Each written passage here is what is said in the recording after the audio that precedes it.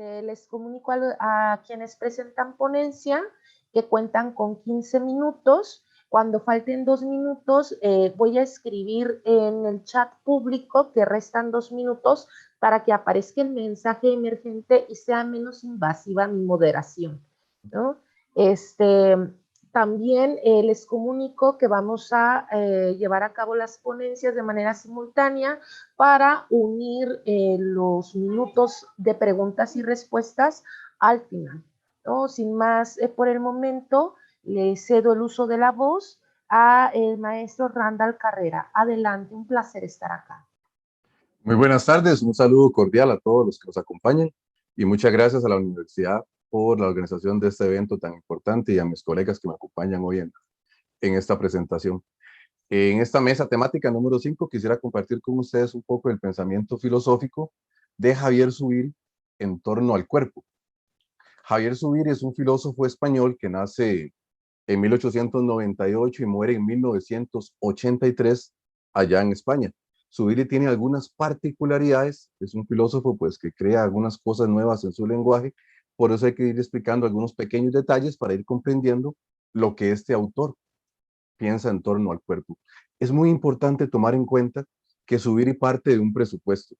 Dice que el hombre es un hombre y mujer, para que entendamos, es muy importante, que el hombre es un animal de realidades, que mientras que entre los demás seres vivos, los animales, se enfrentan con el medio de una manera simplemente estimúlica, sus acciones son una respuesta a los estímulos, el hombre tiene la capacidad por su inteligencia, su sentimiento y su voluntad de tomar decisiones, optar en medio de muchas posibilidades para afrontar y cargar con la realidad. Eso es un presupuesto fundamental y que irá saliendo a la luz de esta pequeña disertación. En lo relacionado al tema del cuerpo, es muy importante tomar en cuenta que Zubiri presenta una visión integral sobre el cuerpo. Tal vez no tiene los tratados temáticos directamente sobre el cuerpo, pero en relación directa con sus categorías principales, el cuerpo se encuentra presente. Tendríamos que decir que hay algunas fuentes principales donde Zubiri toma el tema del cuerpo. Estaríamos hablando de sobre el hombre, sobre la esencia y un artículo muy importante que se llama El hombre y su cuerpo. El tema del cuerpo en este autor es abordado desde dos perspectivas. Una perspectiva metafísica y una perspectiva que el mismo autor denomina como noológica, relacionado al hacerse presente del cuerpo, al hacerse presente el ser humano en la realidad. Para esta pequeña exposición delimitaremos nuestro estudio a la presentación de orden metafísico. Esta presentación metafísica del cuerpo, Zubiri la desarrolla desde otras dos dimensiones, lo estructural y lo genético. Para efectos de una limitación correcta, veremos lo metafísico en su ámbito estructural. Es muy importante tomar en cuenta que cuando Zubiri habla de metafísica, no se refiere a la metafísica tradicional, sino una metafísica que, como él lo mismo dice, su orden más importante no es el ser, sino que el ser se encuentra anclado en torno a la realidad. Realidad será la categoría fundamental del pensamiento de Zubiri que aborda toda su línea, toda su filosofía. Este ser anclado en la realidad nos va a permitir posteriormente entender lo que él comprende por el cuerpo.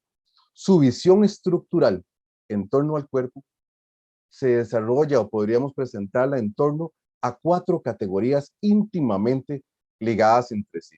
La realidad, en un orden deductivo, la realidad humana, el cuerpo como tal y la dimensión de apertura que posee dicha realidad corporal.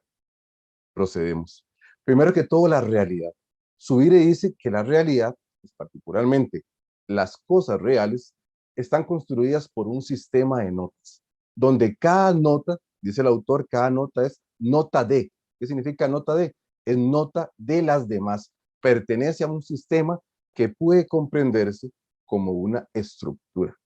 Esta unidad de las notas, esta estructura, forma lo que Zubiri denomina un sistema constructo. Hay diferentes tipos de notas. Notas adventicias, que son las que se incorporan al sistema cuando el sistema ya está constituido, y notas de orden constitucional, que son las que forman de manera inherente ese sistema. En esa unión de las notas estructural, es muy importante mencionar que Zubiri no utiliza el concepto de sustancia, porque afirma que la sustancia se relaciona de manera directa con un sujeto atrás de sus propiedades. Zubiri acuña la categoría de sustantividad para expresar la unidad que existe en un sistema de cosas reales donde cada nota está íntimamente relacionada. Hablar de la realidad permite hablar entonces de la realidad humana. La realidad humana, nos dice el autor, es una unidad sustantiva, una unidad primaria y física de notas. Estas notas que forman la realidad humana son notas de orden físico, químico, pero también psíquicas. Se trata de una psique de orden orgánico y un organismo que también es de orden psíquico. Para subir en la realidad humana, los momentos orgánicos y psíquicos están codeterminados entre sí, no como una realidad ilemórfica, sino como dos realidades que están en acto, formando una sola sustantividad. En la realidad humana, dice el autor, que hay tres momentos particulares de las notas que son muy importantes. Un momento de organización, un momento de solidaridad y un momento de corporeidad. El momento de organización nos enseña que las notas que forman la realidad, la sustantividad humana, no son propiedades, sino que expresan su unidad primaria de ese constructo psicoorgánico como momentos de un solo sistema. Es el sistema en esta organización el que determina la función de cada nota. Por su parte, el momento de solidaridad que cumplen estas notas en unidad en un sistema se basa en la organización. Es más que una simple interdependencia, sino que se trata de que cada nota repercute funcionalmente sobre todo el sistema. La actividad de una sola nota del sistema incide de manera directa en las demás. Por eso Zubiri dice que es solidaria. Diciendo también que si se modifica la actividad de una nota, se modifica también la actividad de todas las notas juntas. Por eso la solidaridad es un momento de orden configurante. Tercer momento, que es el que es más relevante para esta exposición, el momento de corporeidad que tiene la realidad humana. Dice Zubiri que la sustantividad humana, sinónimo de realidad humana, adquiere cuerpo en la organización solidaria de sus notas. La corporeidad para este autor es un momento estructural de la respectividad de la nota. Respectividad significa una relación que va más allá de la interdependencia. Dice Zubiri que la corporeidad es el momento de presencialidad física de estas notas en la realidad, donde cada nota determina la actualidad del sistema de manera concreta y precisa, porque es el sistema psicoorgánico entero, las notas físicas con las notas psíquicas, los que confieren el momento estructural a toda la sustantividad. Ese sistema de notas toma cuerpo, significa tener cuerpo en la realidad, de manera que cada hombre, cada persona, hombre y mujer, es un cuerpo de realidad, afirma el autor. De esta manera, hemos podido ver cómo hablamos de un sistema psicoorgánico que está estructurado en tres momentos: solidaridad, organización, solidaridad y corporeidad, cuyas principales características hemos dicho la unidad constructa de un sistema donde cada momento se funda en el anterior. Esto nos permite profundizar en ese momento corporal que dice Zubiri. Dice Zubiri que el cuerpo, tal como lo hemos afirmado, está conformado por dos grandes subsistemas íntimamente relacionados: el compuesto de notas físico-químicas y las psíquicas. Ambos subsistemas carecen de clausura cíclica. ¿Qué significa eso? No son independientes, cada uno necesita del otro. Por eso la unión de ambos, Zubiri acuña el término organismo como un momento de corporeidad propio del sistema orgánico entero. El cuerpo para este autor tiene actualidad. ¿Qué significa actualidad? Es la forma de estar presente en la realidad, su presencialidad física. El organismo cumple la función de ser el fundamento material de la realidad humana. Y la actividad humana, entonces, es psico-orgánica en todos sus actos. ¿Por qué? Porque la actividad del ser humano tiene un carácter de sistema, de manera que todo lo psíquico transcurre orgánicamente y viceversa. Ahora, tal vez el punto muy importante, que es el cuarto punto, el carácter abierto de la realidad humana. Podríamos decir el carácter abierto de la corporalidad. Cuando Zubiri dice apertura a la realidad, recordemos que el autor decía que el ser humano está abierto a la realidad, tiene que cargar con ella. Pues bien, este cargar con la realidad, este enfrentarse, no se hace desde la conciencia, como lo dirán los autores fenomenólogos, ni tampoco se hace solamente desde la inteligencia, se hace desde todo el sistema en conjunto. El hombre y la mujer cargan con la realidad desde su realidad física, pero también desde su realidad corporal. Lo que hemos hablado hasta ahora, esta dimensión estructural, es lo que Zubiri da a entender o encierra con el término talitativo. Lo talitativo es la estructura de las notas fundamentales de la realidad humana. Pero lo talitativo, dice Zubiri, se complementa con lo trascendental. Lo trascendental es el carácter de realidad, pero no como una realidad allende a las notas talitativas, sino lo trascendental es el carácter de realidad que este tipo en que las notas de la sustantividad poseen. Es decir, cada conjunto de notas talitativas constituyen un carácter de realidad. Eso permite hablar de sustantividades cerradas, como los animales, los minerales, donde sus notas y su carácter de realidad se limita a ser lo que talitativamente es, y sustantividades de orden abierto, como el ser humano, donde el sistema se comporta no solamente por sus notas estructurales, sino por el carácter de realidad.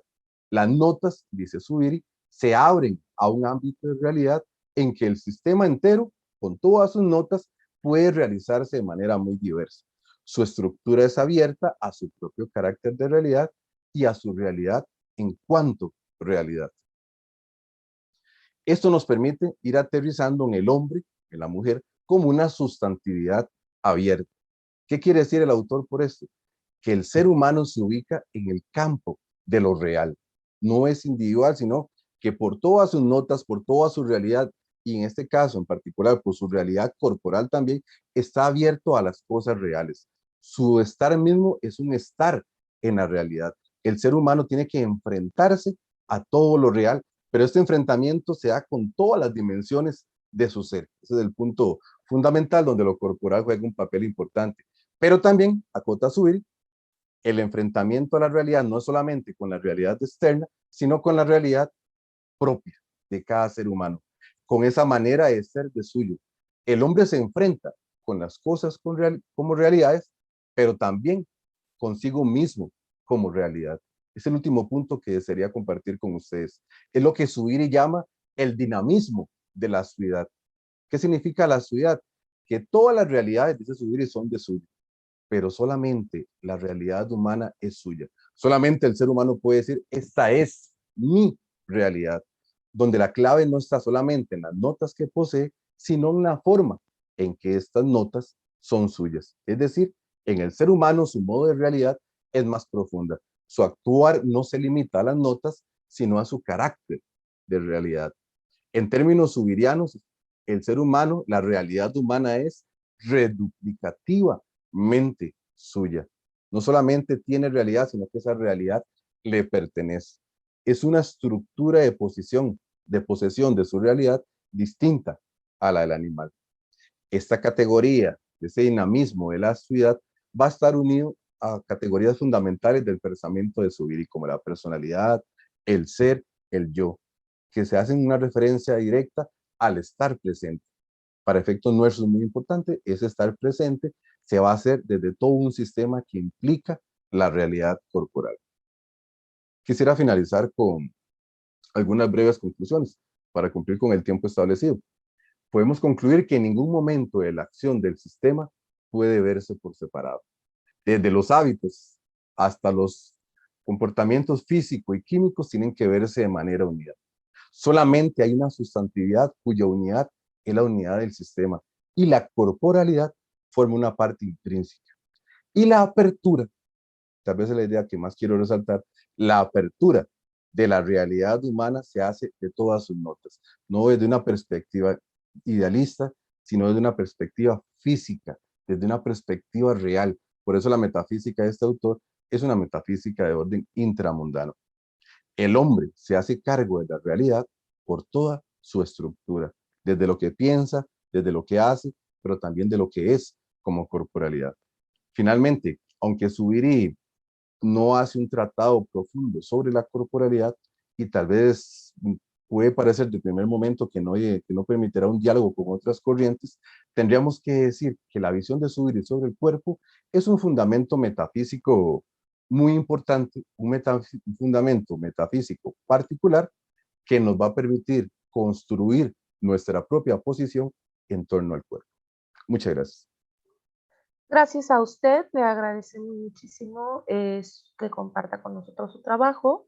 Concedemos la palabra al doctor José Francisco Zárate Ortiz. Adelante, doctor. Gracias, Areli.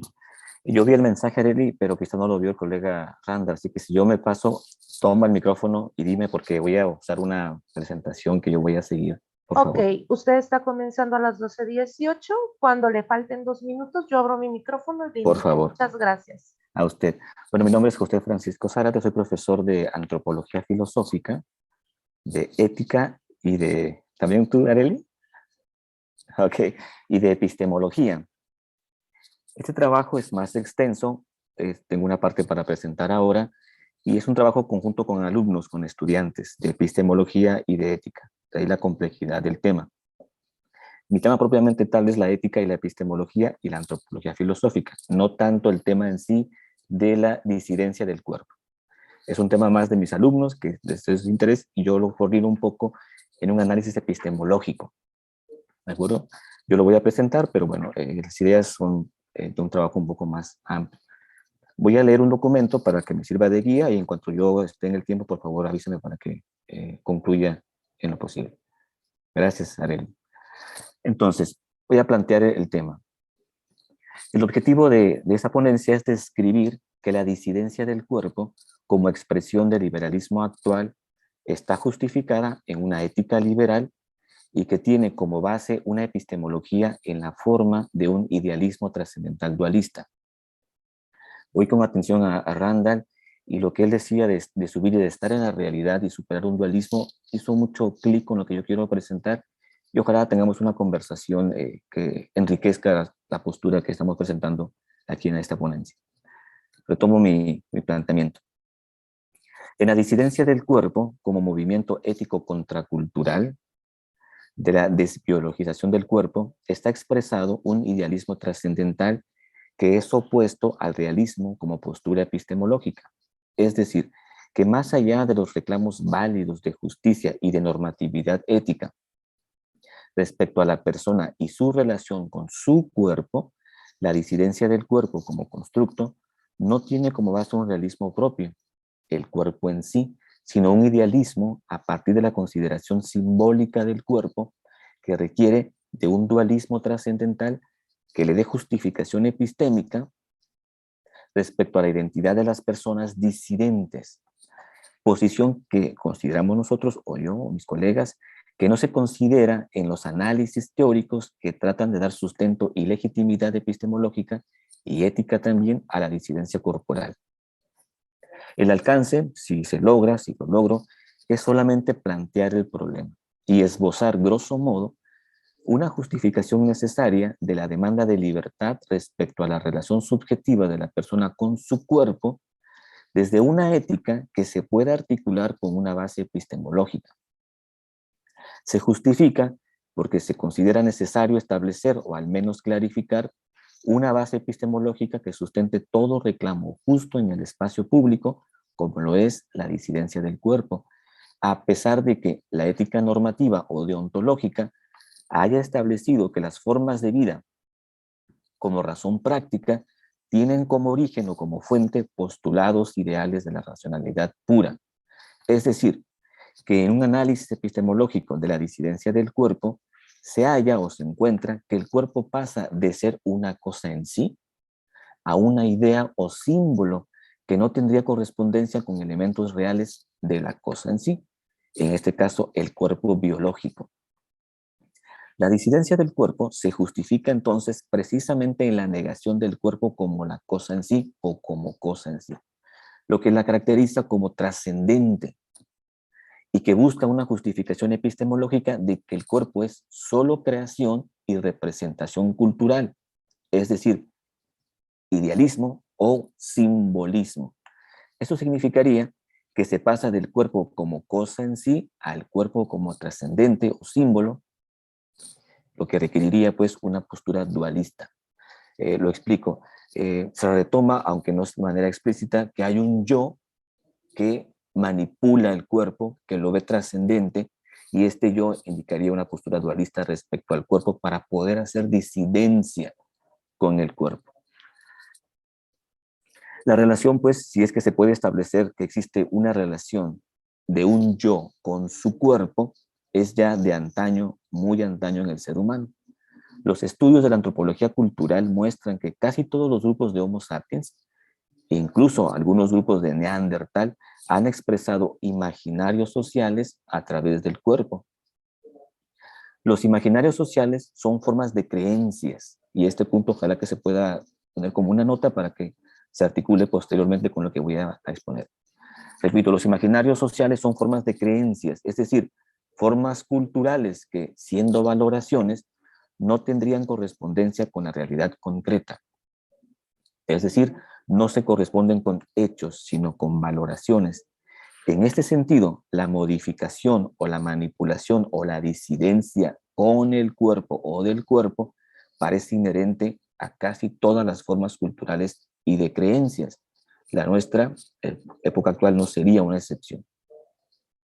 Muchas de estas formas culturales son idealismos con los que se construyen realidades en cursivas, realidades sociales o realidades culturales. Por lo tanto, la disidencia del cuerpo es, desde luego, una conducta humana dada en un contexto social. La conducta humana en el contexto social, como objeto de estudio, es la esencia de la ética, de mi participación en este tema. Otras disciplinas como la psicología, la biología, la sociología y muchas otras también toman como objeto de análisis la conducta humana, pero en este tema es la ética y la epistemología. Por ello, o para ello, se requiere entonces una referencia epistemológica que permita dicho análisis. Incluso cuando se proponen y se han propuesto nuevas epistemologías, nuevas en cursivas, incluyendo estas nuevas propuestas actuales o llamadas postmodernas de la epistemología. De cualquier manera, considero que toda postura epistemológica de antaño y actuales parece traducirse en una propuesta política, o al menos quiere fundamentarla. Incluso se dice que una ortodoxia epistémica sustenta todo conservadurismo ético o político, y que para que exista un radicalismo político, entre paréntesis, una revolución cultural o social, se necesita de una heterodoxia epistémica. Por ejemplo, las nuevas epistemologías.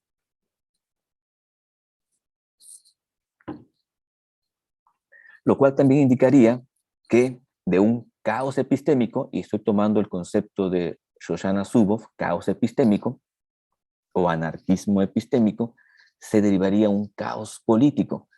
Aquí la acotación caos político, no confundirlo con anarquismo político, que es una forma válida, justificada de organización social que no precisamente promueva el caos. Pero la conexión es que si hubiera un caos epistémico, pues derivaría en un caos político. Contra la ortodoxia epistemológica, llamada normatividad epistémica, se han manifestado varias propuestas llamadas postmodernas. Por ejemplo, el socioconstructivismo, ahí están Piaget, Vygotsky, Morán, otros, y la epistemología marxista, Althusser, Bourdieu, etc. En sí, estas posturas epistemológicas son contra el realismo.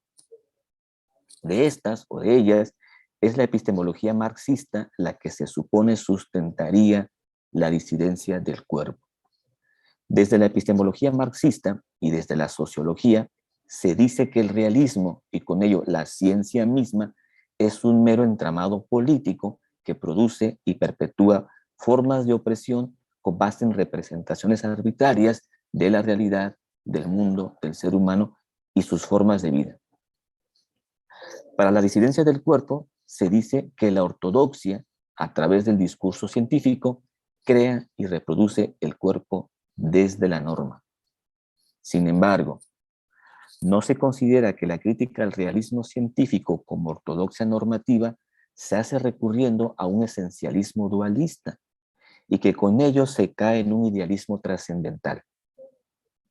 No se considera que si, de acuerdo con el socioconstructivismo, todos los cuerpos son constructos sociales, es decir, son producto de la cultura en donde las relaciones sociales, paréntesis, de opresión, fabrican o producen los cuerpos, entonces esa misma ortodoxia tendría que producir también al sujeto que decide o que decida, o sea, que se rebele, ¿verdad? O que se oponga a la normatividad. En la disidencia del cuerpo, es el sujeto quien ahora construye su cuerpo según su voluntad y su percepción, pero para ello requiere de un dualismo donde exista un yo subjetivo que determine qué cuerpo representar simbólicamente como disidencia. Entre la oposición realista y la socioconstructivista, bien cabría decir que se cumple el constructivismo kantiano en el sentido de que son ideas, ¿verdad? Las que el sujeto usa para construir su realidad y en este caso construir su cuerpo para hacer disidencia de él o con él. Así, en la disidencia del cuerpo, que está justificada, como ya comenté, en una ética liberal y en una epistemología idealista, que es muy fértil en la sociología y en las humanidades, hay una posible dificultad al momento de identificar dos aspectos como fundamentos epistémicos. Uno, ¿quién es el disidente? Si se decide con el cuerpo, apelaría que ¿quién es el disidente? Y segundo, ¿cuál es el objeto de la disidencia? Parece bastante obvio que es el cuerpo, pero parece que no se clarifica bien cuando se estipula que hay un dualismo y una epistemología idealista en esta disidencia. El aporismo, la contradicción, pues, está en un aparente, evidente dualismo cartesiano esencialista. La idea de un yo como el disidente y de un cuerpo como algo ajeno al yo, que sería el objeto de la disidencia. Finalmente, las ideas o representaciones simbólicas, al no tener un referente real, una cosa en sí, se basan en creencias que se transforman en prácticas. De acuerdo con Taylor, un sociólogo muy conocido, una creencia es una actitud mental que tiende a afirmar algo, pero conserva al mismo tiempo la duda o posibilidad de que no sea verdad. Un sistema de creencias conforma un ideal o una ideología. Con base en Rapoport, sabemos también que un sistema de ideas o de creencias fungen como elemento genitivo de las acciones. Es decir, que las ideologías o los ideales, o las ideas, pues, generan o producen una serie de conceptos que derivan en prácticas que permiten que un colectivo de personas actúen de manera simbólica en el entorno social. 2 minutos. Ok, pero esto mismo es lo que Kant ya había descrito como el paso de los postulados de la razón pura a las formas de vida como razón práctica. Me salto un poquito lo último para llegar a la conclusión. Permítame, por favor. Así, las creencias o ideas se exponen como juicios o enunciados que actúan como hipótesis de la realidad e incluso vaticinios sobre la realidad. Un sistema de creencias se vuelve así una teoría acerca del mundo, en este caso, del mundo de la vida, cuyas hipótesis justifican unas prácticas cuyos efectos se dan en los modos de vida de los sujetos que se adhieren a este sistema de creencias. Sin embargo, estas hipótesis o vaticinios parecen posibles porque lo social precisamente no se correspondería con ninguna realidad en sí, sino con idealismos subjetivos. Termino. El cuerpo humano es entonces evolutivo e histórico al mismo tiempo. Está fuera de nuestro control en tanto lo biológico, pero también sujeto a nuestra voluntad en tanto representación simbólica, y es la única forma de que pudiera tener control el sujeto sobre el cuerpo, que sea símbolo. Y aquello que del cuerpo que consideramos manipulable o sujeto a nuestra libertad es la representación social del cuerpo. Es lo simbólico y no lo real como cosa en sí, lo cual aplicaría, supongo, creemos, a todas las formas de la disidencia del cuerpo. Gracias. A usted, doctor Zárate. Le vamos a concederle el uso de la voz a la maestra en ciencias Mónica Astorga. Adelante, Mónica. ¿Gustas que te indique con voz o con mensaje? Con voz, que voy a ser breve de Ok. todas maneras, pero sí, con voz. Comienzas a las 12:33, yo te indico. Ok. Gracias, Mónica. Perfecto, al contrario. Pues buenas tardes. Voy a dar inicio con mi ponencia, que se titula La sexualidad femenina desde el espacio discursivo del personaje lésbico en Amora, de Rosa María Roffi. Y antes de empezar, pues hay que aclarar cosas importantes. Una de ellas es que este trabajo forma parte de un proyecto donde pretendo estudiar escritoras mexicanas en distintas épocas y géneros sobre todo narrativo y dramático, y me propongo revisar los paradigmas discursivos en torno al cuerpo y la sexualidad femenina. Todo ello a partir de la ginocrítica polifónica, lo cual abre un espacio comparativo hacia el discurso masculino también, a propósito del cuerpo y la sexualidad femenina, es decir, cómo los escritores, algunos obviamente se está realizando una exhaustiva estudio para la elección, es decir, cómo los escritores masculinos también dibujan y proponen y visualizan la personaje, no el personaje femenino. Todo esto a partir de la polifonía, que la primera en contemplarla fue Virginia Woolf. Es decir, decía que era que sería el momento ideal de la literatura, ¿no? La edad madura, así la mayoría de edad, decía Virginia Woolf, de la literatura, cuando ambos, varones y mujeres, pudiésemos contemplarnos desde nuestro espacio femenino, pero también desde ese lado masculino y viceversa, de su lado masculino hacia el espacio femenino. Sin embargo, en esta ocasión, este trabajo es un inicio, una probadita, voy empezando. Reflexionaremos precisamente sobre la dialéctica de la sexualidad femenina, centrándonos en el enfoque y tratamiento discursivo de Rosa María Roffi. ¿Quién es Rosa María Roffi? Escritora mexicana, periodista y activista clave en el movimiento lésbico y feminista en México. Nacida en Veracruz el 30 de agosto de 1945, es autora de Ay, Nicaragua, Nicaragüita, Corramos libres ahora, El para siempre dura una noche, En el fondo del mar no solo hay peces, y la novela que nos ocupa en este trabajo, que se titula Amora, considerada la primera novela lésbica en México. Rosa María inicia el proyecto de Amora en 1982, el cual interrumpe 5 años y retoma en 1988, publicándose Amora al año siguiente, en 1989, es decir, con un retraso de siglos en relación con la literatura gay de varones.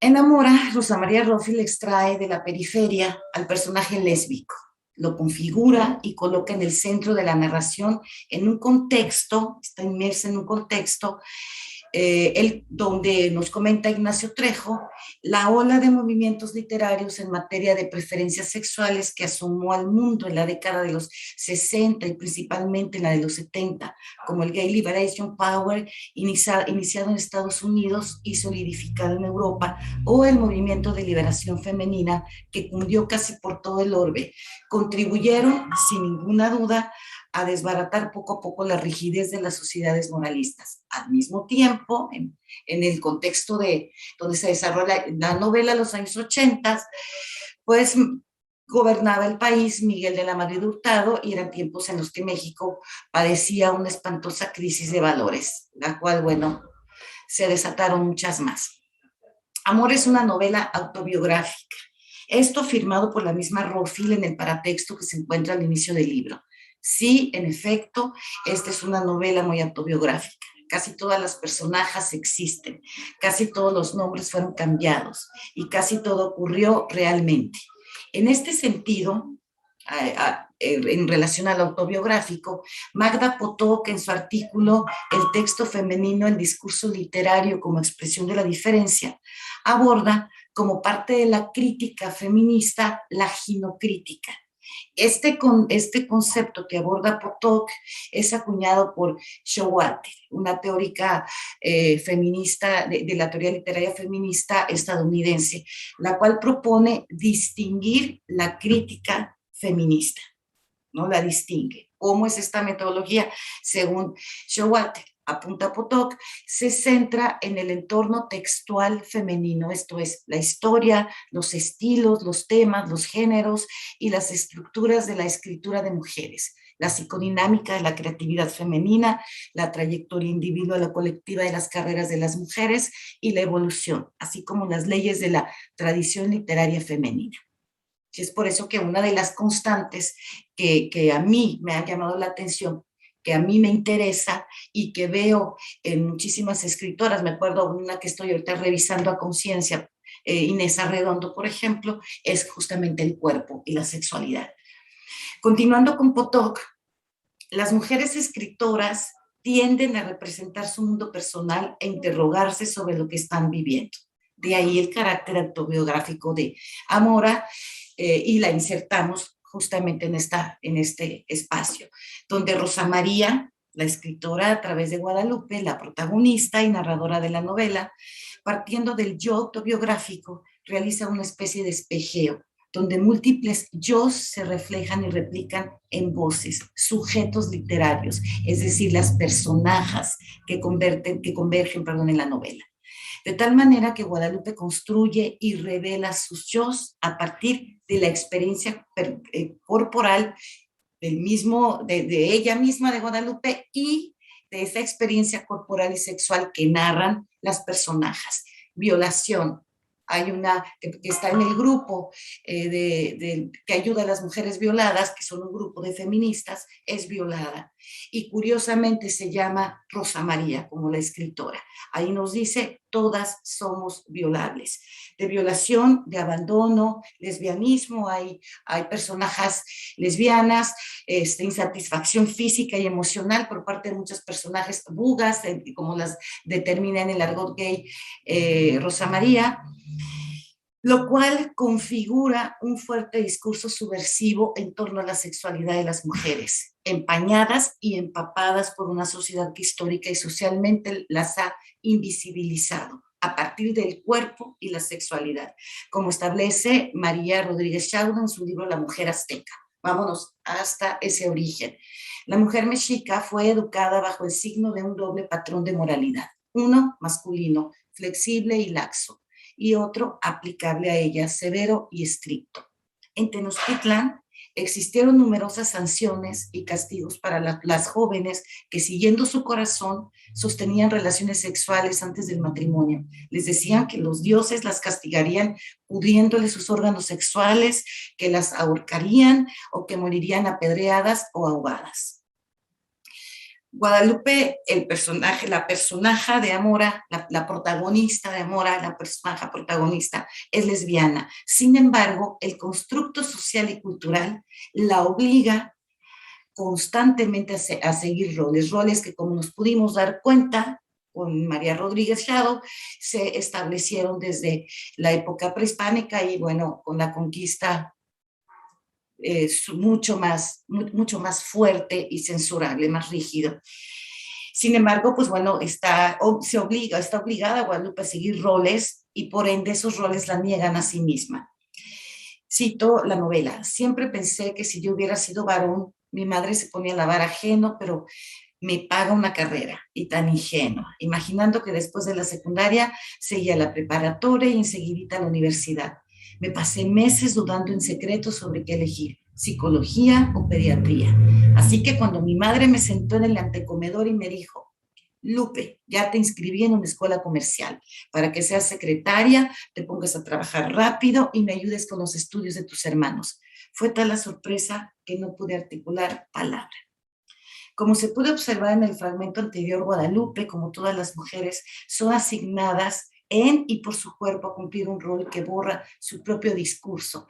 Y en la literatura femenina emerge, se cristaliza y establece un diálogo con ella misma que le permite asimilar y cuestionar la carga política, social, cultural y familiar, es decir, y recurriendo a Cándida Elizabeth Vivero, que afirma en su artículo El cuerpo como paradigma teórico en la literatura, quien se apoya en la Escuela Ginocrítica Francesa, expone que la voz perdida, añorada, se recobra entonces para dar paso a una liberación de las pulsiones hasta ese momento silenciadas. Asimismo, la voz recuperada da testimonio de lo ancestral, de lo primigenio que ha existido siempre, es decir, la madre, de donde observamos que en la escritura se haría presente una voz, la de la madre, gracias a que se encuentra unida a su naturaleza más íntima, al cuerpo como portador de múltiples significados cambiantes que debe tener como fin último la desestabilización de la ley del padre. Ya vamos construyendo esa dualidad.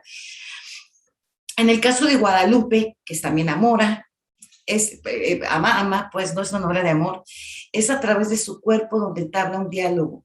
Y Rosa María se reconcilia con todas las voces que han distorsionado su identidad. Guadalupe es la purificación de la carga histórica, social y cultural que la ha paralizado. Y Amora, las alas que la liberan de un cuerpo deconstruido y la hace trascender a lo divino, como el título de uno de los capítulos cruciales de la novela que se llama seguramente Así aman las diosas. Y citaré un fragmento, es el momento en el que ambas amantes se encuentran, no vencen las barreras de su cuerpo. A continuación les comparto. Es toda una cuartilla, pero vamos a compartir un fragmento nada más. Ven, vamos a amarnos y amarnos y amarnos, y a no parar de amarnos. Cómo brillan las pupilas la ternura, cómo tiemblan encabritadas las espaldas, cuánta plenitud en una simple mirada. Por fin, rompes el espacio con tu mano, rozas mis labios con tus dedos, deshaces el hechizo de la bella durmiente. El deseo se desboca en un columpio infinito. Nuestras caricias desgranan la noche. La penumbra es un chal que nos cubre los hombros. Cómo el cuerpo se libera, el espíritu se libera a partir de ese autoconocimiento y precisamente podemos percibir recurriendo a Barth, donde afirma, haciendo alusión al grano de voz, a propósito del erotismo. Un erotismo exitoso es una relación sexual y sensual con el ser que se ama. Eso ocurre a pesar de todo. Y es algo tan bello, tan bueno, tan perfecto y deslumbrante, que en ese momento el erotismo es una especie de vía de acceso a una trascendencia de la sexualidad. Enamora, proyecta y plantea la posibilidad, el paso a la trascendencia de la sexualidad femenina. A partir, 2 minutos.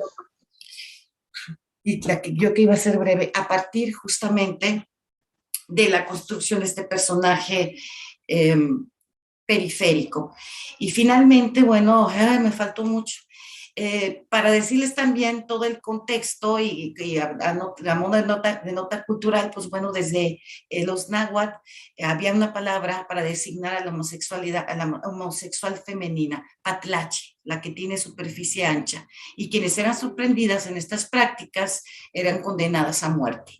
La horca o la lapidación constituyeron la forma habitual de eliminarlas, ¿no? Esto es María Rodríguez en su libro La Mujer Azteca. Agradezco muchísimo, me faltó mucho, qué bueno compartirlo siempre cuando uno comparte. Sentía yo que no había avanzado, que no había hecho absolutamente nada y ahí la llevo en el proyecto. Muchísimas gracias y buenas tardes.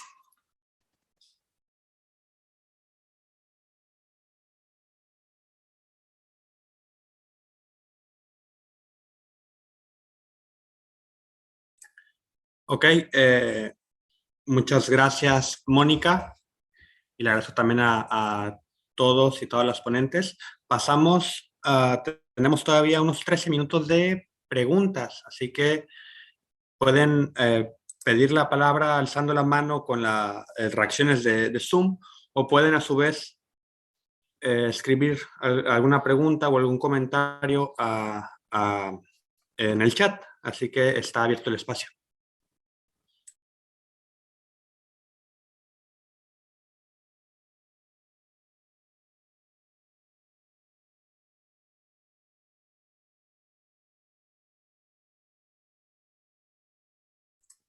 Le cedo la palabra a Victoria.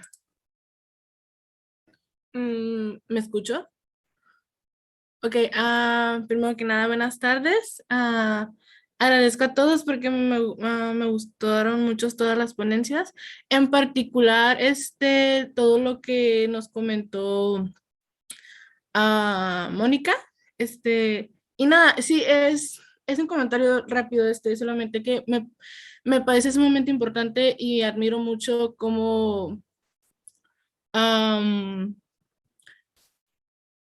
se trata de visibilizar a las mujeres lesbianas por esto mismo. Creo que la semana pasada en alguna clase con la profe Areli estábamos comentando esto justamente, ¿no? Acerca de la visibilización en las mujeres lésbicas y cómo esto puede ser contraproducente por lo mismo, ¿no? De que se tiene como estos estigmas de cómo debe ser o cómo se debe amar. Y nada, estaría muy contenta y me interesa mucho leer más sobre el proyecto que se está desarrollando sobre el tema y nada, o sea, quisiera saber dónde podría tener más información sobre ello. Te agradezco muchísimo tus comentarios, me encanta. Pues este es lo primero que está saliendo, el trabajo están haciendo aquí en el Congreso de Filosofía y ustedes son los padrinos, todos los que están reunidos. Muchísimas gracias, Mónica. Disculpen, tuve un pequeño inconveniente. Estamos ya en la sesión de preguntas y respuestas, inquietudes. Pueden levantar su mano, pueden pedir la palabra por el chat y con mucha gusto les brindo la oportunidad. Aquí está pues el maestro, los tres ponentes, ¿no? Las tres personas que presentan ponencia, es José Francisco, Randall, Mónica, con la mejor disposición. Adelante, Isaac. Buenas tardes, muchas gracias por las ponencias muy interesantes. De las dos primeras, solo quisiera hacer el comentario que me parece interesante esto de abordar la relación entre metafísica, teoría del conocimiento y ética ante el problema de la corporalidad. Creo que yo, más que ver relación en las dos presentaciones, veo que son dos posturas diferentes. Me llama la atención en función de cómo abordar estos temas con estudiantes en el área de ciencias, porque pues siempre hay como enfrentarse a los determinismos, ¿no? En los discursos positivistas, reduccionistas. ¿Qué tipo de teoría de conocimiento podría proponer un panorama más amplio, ¿no? Donde la filosofía pues también se muestre como un discurso actual para la comprensión de la corporalidad, de la proximidad, en fin, ¿no? Y quiero hacer también una pregunta específica a la conferencia de la maestra Mónica, me gustó mucho. Yo relacioné lo que ha expuesto y he escuchado al respecto porque mi compañera está trabajando un poquito en su maestría de literatura, la literatura lésbica. Hemos platicado sobre cierta relación y eso es lo que quiero preguntar, si también usted puede ver esa relación con la novela de Patricia Highsmith, ¿no? De Carol, en donde, bueno, yo veo que hay como que muchos aspectos en juego, ¿no? La sororidad, la cuestión de la clase social, no sé, todo aquello que posibilite realmente visibilizar este discurso, enfrentando los señalamientos, bueno, tantas dificultades sobre el camino que hay, no solo para la visibilización, sino para la enunciación. Yo creo que ahí en la cuestión de la enunciación habría que hacer un trabajo muy fuerte, ¿no? Muy fuerte para que incluso esta literatura también sea de conocimiento en un mundo cada vez tan cambiante, tan diverso, y con un tema que me parece fundamental. En el terreno ético, en el terreno ontológico, en el terreno político, por supuesto, y sobre todo, algo que a mí me interesa, la cuestión de la antropología filosófica, ¿no? Que tiene que tener apertura hacia estos otros esquemas conceptuales, ¿no? Muchísimas gracias. Sí, gracias, al contrario, la relación, por supuesto, los temas de sororidad, me faltó mucho el tema también por eso puse la cita de las lesbianas en el mundo azteca, porque hay una escena en la que van Guadalupe, Amora y la personaje Claudia van caminando y les gritan, mamacita, mira, porque machorra y etcétera. Y a mí, desde la perspectiva de la literatura, pues es la primera novela lésbica en México, me descubre a mí, como les decía a mis alumnos, y yo descubrí en el personaje lésbico una posibilidad y una relación increíble conmigo con mujer, independientemente de la preferencia que tengas, es una identificación impresionante. Y además, bueno, dentro de la novela se habla todo este movimiento feminista en el que participa Rosa María Rothfield, rescata la figura de la lesbiana como personaje y como Amora, y me encanta, y definitivamente. Y hay mucho todavía, quedó mucho en el tintero en torno a Amora. Gracias. La siguiente respuesta por ahí, porque fueron dos preguntas. Antes de darle lectura a la pregunta de el participante Luis Arturo Martínez. Pues como que yo me perdí. Ah, ok. Bueno, pues si quieren, no, más bien te andas encontrando. Si quieren le damos lectura a la intervención. Dice por acá en el chat Luis Arturo Martínez, muchas gracias por sus ponencias, han sido muy iluminadoras.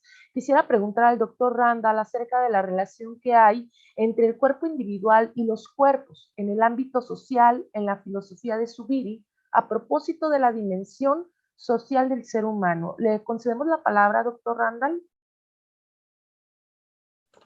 Muchas gracias y muchas gracias por la pregunta, que es muy importante. Zubiri tiene un curso que Zubiri dictó entre 1953 y 1954, que se llama El problema del hombre. Zubiri aborda diferentes aristas de la dimensión humana. Trabaja un poco la cuestión del modo y forma, en realidad lo que sería la distinción que existe entre persona, personalidad. Estudia la dimensión social y ética, específicamente moral del ser humano, y tiene un apartado sobre la dimensión social del ser humano. En eso es muy interesante porque Zubiri va a tomar algunos elementos de los que ya había citado previamente, esos elementos constitutivos, y va a decir que eso se proyecta mucho en lo social, pero especialmente porque dice el autor que hay una unidad filética. Dice, todos pertenecemos a una misma especie y esa misma especie nos lleva a construir un cuerpo social. Entonces, este cuerpo social no es una construcción, sino que este cuerpo social es algo que ya es inherente a la misma realidad humana. Entonces, no es que el ser humano necesita a los demás para realizarse, eso es cierto, pero es que intrínsecamente, desde la constitución de su ser, los demás ya están involucrados en la vida de nosotros, en la vida de los demás seres humanos, al formar parte de lo que él denomina ese filium. Y en ese punto, muy brevemente, son muy interesantes los análisis y las reflexiones de un discípulo de Javier Zubiri, Ignacio Ellacuría, asesinado en El Salvador allá por 1989, que Ellacuría toma esos elementos del cuerpo como una estructura metafísica que toman cuerpo en una estructura social y los lleva a un elemento histórico, una epistemología de orden histórico muy interesante y que incluso muy atinente a la realidad latinoamericana. De ahí que es un tema para el que se le puede desarrollar muchas aristas y profundizaciones. Sí, le agradecemos muchísimo. No sé si hay alguna otra duda, pregunta o inquietud por parte de quienes asisten a esta preciosa mesa de trabajo. Estoy esperando. Nos queda para una última intervención.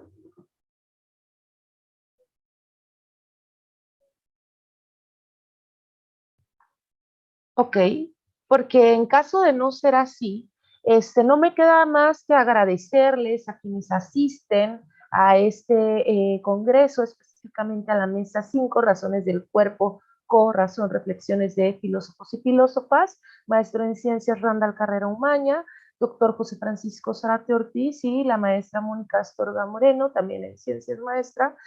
Agradecerles muchísimo, porque indudablemente 15 minutos no mesuran la intensidad, la extensión y la profundidad de sus investigaciones, su afán de socializar el conocimiento con quienes asistimos y pues invitarlos a continuar con las actividades vespertinas. Es una gusto haber compartido con ustedes este espacio. Que tengan una excelente tarde. Gracias, hasta luego. Muchas gracias. En el transcurso de la semana